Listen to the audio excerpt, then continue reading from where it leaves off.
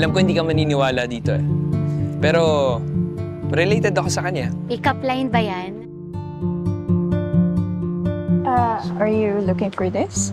Connie, by the way. Leo.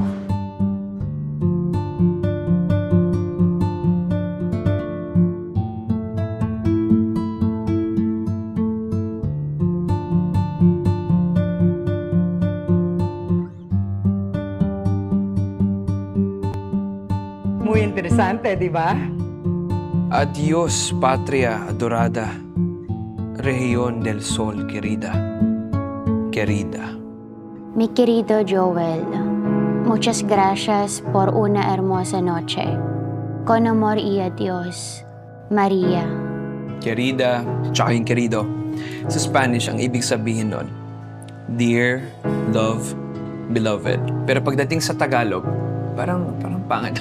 Parang negative ng connotation niya. Kabit, kulasisi, third party, secret lover, homewrecker. What do you want from me, Connie? You know that I'm a married man. Yeah, I know that. But I don't care. All I know is I need you in my life. Sabihin mo nga sa akin. Masaya ka ba sa buhay mo ngayon? Bakit ba tayo nagkaganto?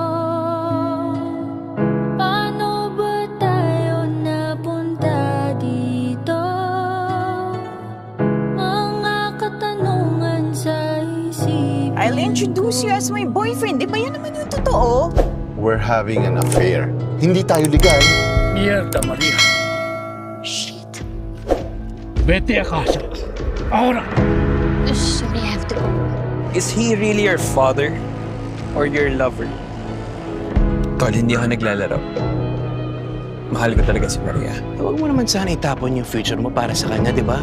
Sa tingin mo ba, worth it siya? Matagal na kaming wala ni Javi. But we're still friends.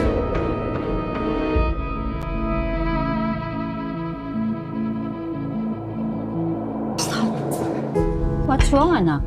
That woman over there, she looks familiar. I wanted to talk to you. Hindi kita makontak. Hindi na ako makapaghintay. Family's here. To never do that again. Or you will never see me anymore.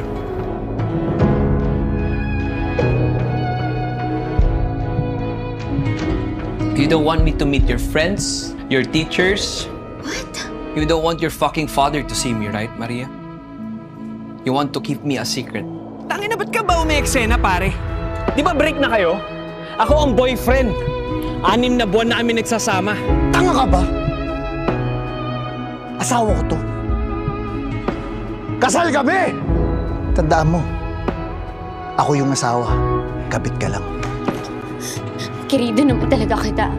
Ibig sabihin, mahal kita. In the Spanish sense, hindi sa Tagalog. Sinungaling ka. Please, let me explain. Ginawa mo akong kapit.